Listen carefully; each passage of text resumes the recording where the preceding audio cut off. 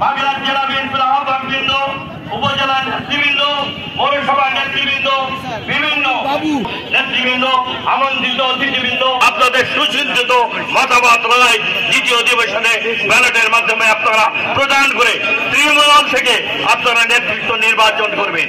এই যে প্রথা গণতন্ত্র চর্চা, দলের মধ্যে গণতন্ত্র চর্চা, তৃণমূল থেকে নেতৃত্ব বের করে আনা, এই চিন্তা চেতনার আদর্শে জাতীয়তাবাদী দলের ভারপ্রাপ্ত চেয়ারম্যান আগামী দিনে রাষ্ট্রনায়ক তারেক রহমানের চিন্তা প্রসূত ফসল থেকে তৃণমূলে সারা বাংলাদেশে আজকে তৃণমূল সংগঠনে সম্মেলনের মাধ্যমে নেতৃত্ব গঠিত হচ্ছে।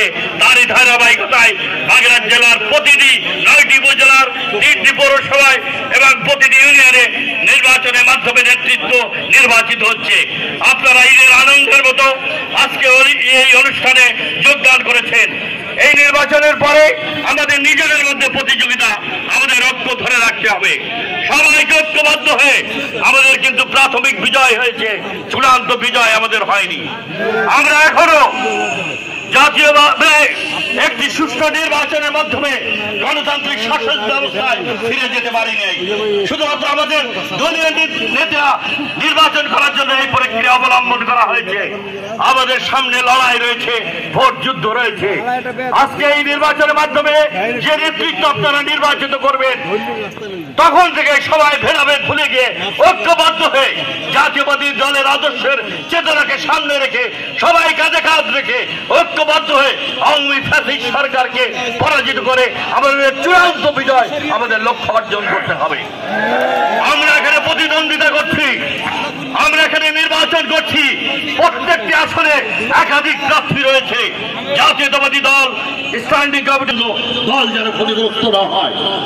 দীর্ঘ 17 বছর আন্দোলন সংগ্রামে অসংখ্য মানুষকে এই বাংলাদেশে জীবন দিতে হয়েছে, রক্ত দিতে হয়েছে। রক্তের সাগর পাড়ি দিয়ে আজকে আমরা এখানে এসেছি। আমরা বাগেরহাট কারাগারে ছিলাম, এই মূল্যের অনেকে আমার সাথে কারাগারে ছিল। সালাম সাহেব ছিল, এটি গ্রেপ্তার হয়ে বাগেরহাট কারাগারে, সেই ইতিহাস আমরা ভুলে যাইনি। এই রামপাল মোংলা বিএনপির ঘাঁটি, হযরত খান জাহানারীর রহমান সিংহের স্মৃতি বিজড়িত এই বাগেরহাট বিএনপি নেতৃত্ব দিয়েছে সাবেক মহাসচিব বিএনপির দুর্দিনের কান্ডারি আসাম অবস্থা মুজিবুর রহমান পররাষ্ট্রমন্ত্রী এবং স্বরাষ্ট্রমন্ত্রী ছিলেন। সেই ঐতিহ্যকে বাগেরহাট ধারণ করে রয়েছে। আপনারা কেউ বিশৃঙ্খলা সৃষ্টি করবে না। প্রতিভায় ব্যক্তি কারণে যদি এত বড় সমাবেশ, এই সম্মেলন ক্ষতিগ্রস্ত হয়, আমরা কি জবাব দেব মানুষের কাছে? আমাদের ঐক্যবদ্ধ হয়ে থাকতে হবে। কেউ যেন আইন হাতে তুলে নেয় না। মানুষের